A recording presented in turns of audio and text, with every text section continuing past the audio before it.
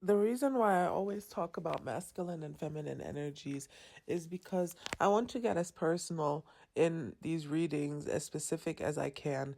But once I try to kind of categorize experiences of a human being, for example, I'm a woman, I get my period, so I'm a woman. I immediately think of all the women who don't get their periods for various reasons. Then I think, okay, I'm a man, so I've had trauma when it comes to providing for my family. I've always felt like I had to kind of provide in the material sense, in the sense like of a father, like kind of stand in the position of the head of the family instead of being the child. But then you have the like the eldest daughter syndrome, with the exact same phenomenon, and that is a woman. So once I realized that all these experiences that are meant to categorize us aren't as universal, like are more universal and less individual, more they move on a collective realm, then it's really hard to genderize these experiences. That's why I always say count yourself as the divine masculine energy in this instance, or as the divine feminine. And that's why I don't like that these terms, they are very closely interlinked to dualities that have divided this world and that have kind of justified a lot of moral like having the moral high ground just because you're basically on the right side of this duality, when we all know that the world moves in a cycle and not in a linear progression. So it's really hard to find the right language to express this in a way that I personally mean it, and not that certain people or certain dogma, certain ideologies mean it, that is basically the opposite of the message that I'm trying to spread. So sometimes it's really hard to navigate in the tarot or in esoteric spiritual readings when it comes to this language component. But I'm hoping that over the years, when I gain more experiences and understand my own linguistic like capabilities, especially connected to spirituality, like for those of you familiar with the Akashic records, like just having access to my own library of thoughts, of ideas, and all that.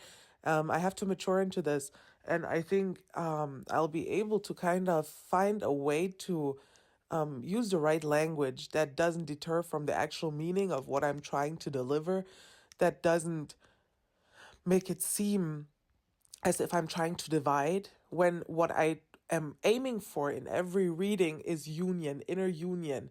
And these are all the forces within all of us, no matter what gender we have, no matter what experiences we have, because what another person that is completely the opposite of you when it comes to these social categorizations like race, gender, sex, sexual orientation, class, age, I don't know if I mentioned that already.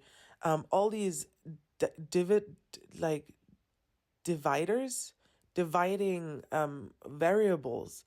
I'm not sure what I was trying to say, but once we realize that these things are really very superficial, they are really ego based characteristics that don't really show how every experience we have, someone of the opposite egoistic variable will have the exact same experience as you.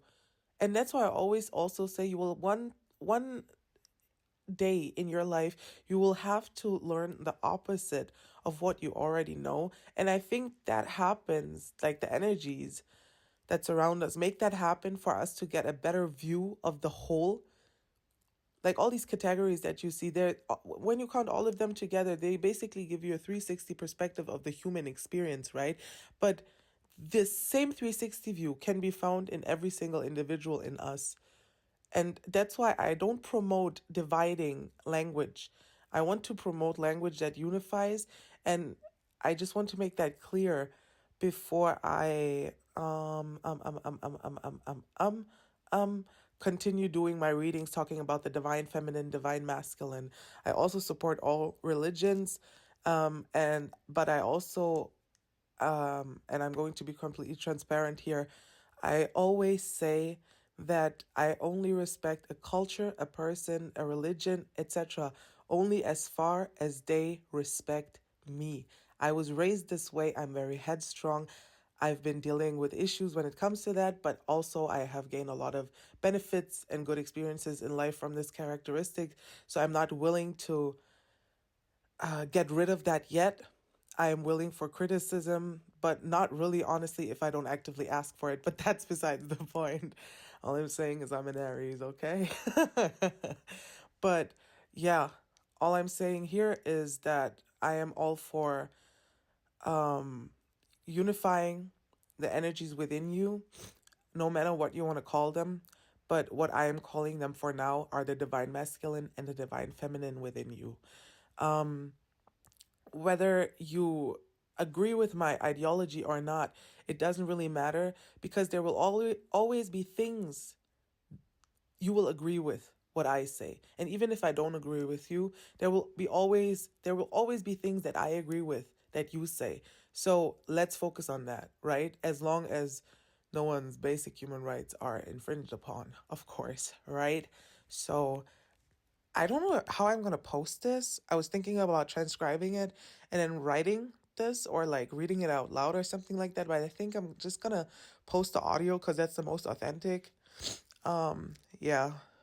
Thank you for listening if you're still here. Yeah. If you feel like that kind of sparked some thought within you, then actually you can write a journal. Or you can leave it in the comments. That's what I was gonna say, but I didn't want to sound like I whatever. If you know, you know. This is not, I'm not, whatever. At the end, I always get like insecure about all the things I said, but I still didn't hold myself back the very like first 6 minutes. Yeah, that's the impulse, but I think that's the most raw and authentic way of talking, even if it might get me in trouble sometimes. It's better to ask for forgiveness than to ask for permission. So, yeah, have a good one.